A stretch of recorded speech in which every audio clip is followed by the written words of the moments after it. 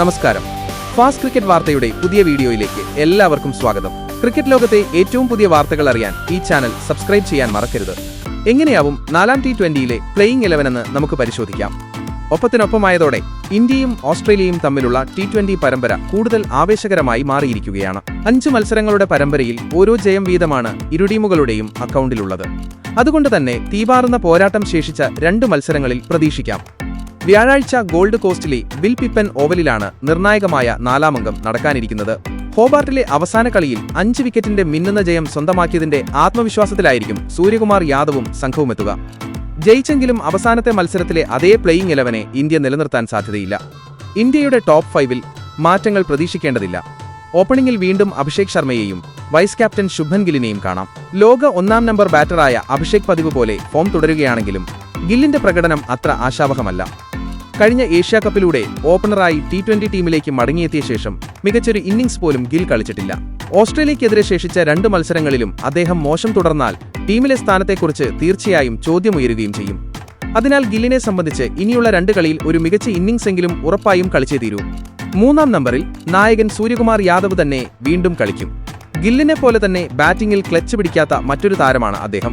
ക്യാപ്റ്റനായ ശേഷം ബാറ്റിംഗിൽ പഴയതുപോലെ മികച്ച ഇന്നിംഗ്സുകൾ കളിക്കാൻ സ്കൈക്ക് സാധിക്കുന്നില്ല. സ്ഥാനത്തിന് നിലവിൽ ഭീഷണിയില്ലെങ്കിലും വിമർശകരുടെ വായടപ്പിക്കാൻ നല്ലൊരു ഇന്നിംഗ്സ് അദ്ദേഹം കളിക്കേണ്ടതുണ്ട്. സൂര്യ കഴിഞ്ഞാൽ 4-ാമനായി തിലക് വർമ്മയുണ്ട്. അദ്ദേഹത്തെ സംബന്ധിച്ച് അത്ര മികച്ചൊരു പ്രകടനമല്ല ഈ പരമ്പരയിലേത്. കഴിഞ്ഞ 2 മത്സരങ്ങളിലും കാര്യമായി തിളങ്ങാൻ കഴിയാത്തതിന്റെ ക്ഷീണം തീർക്കാനായിരിക്കും തിലകിന്റെ ശ്രമം. 5-ാമനായി കഴിഞ്ഞ കളിയിൽ ഓൾറൗണ്ടർ അക്ഷർ പട്ടേലിനെയാണ് ഇന്ത്യ ക്രീസിലേക്ക് അയച്ചത്. അടുത്ത മത്സരത്തിലും അദ്ദേഹം ഇതേ റോളിൽ തന്നെ തുടർന്നേക്കും. ഓൾറൗണ്ടർ വാഷിംഗ്ടൺ സുന്ദറിനെ കഴിഞ്ഞ കളിയിൽ 6-ാം നമ്പറിലേക്ക് പ്രൊമോട്ട് ചെയ്യാനുള്ള നീക്കം ക്ലിക്കായിരുന്നു. 23 ബോളിൽ പുറത്താവാതെ 49 റൺസുമായി അദ്ദേഹം ഇന്ത്യൻ വിജയത്തിന് ചുക്കാൻ പിടിക്കുകയും ചെയ്തിരുന്നു. വാഷിയെ ഉറപ്പായും അടുത്ത കളിയിലും പ്രതീക്ഷിക്കാം. മലയാളി സൂപ്പർ താരവും വിക്കറ്റ് കീപ്പറുമായ സഞ്ജു സാംസണെ കഴിഞ്ഞ മത്സരത്തിൽ തികച്ചും അപ്രതീക്ഷിതമായി ഇന്ത്യ പുറത്തിരുത്തിയിരുന്നു. പകരം ജിതേഷ് ശർമ്മയ്ക്കാണ് നറുക്കുവീണിരുന്നത്. 7-ാമനായെത്തി അദ്ദേഹം ബാറ്റിംഗിൽ 13 ബോളിൽ 22 നിർണായക സംഭാവന നൽകുകയും ചെയ്തു. അടുത്ത കളിയിലും ജിതേഷ് ടീമിലുണ്ടാവും. ഇതോടെ സഞ്ജുവിന് ഒരിക്കൽ കൂടി ബെഞ്ചിലായിരിക്കും സ്ഥാനം.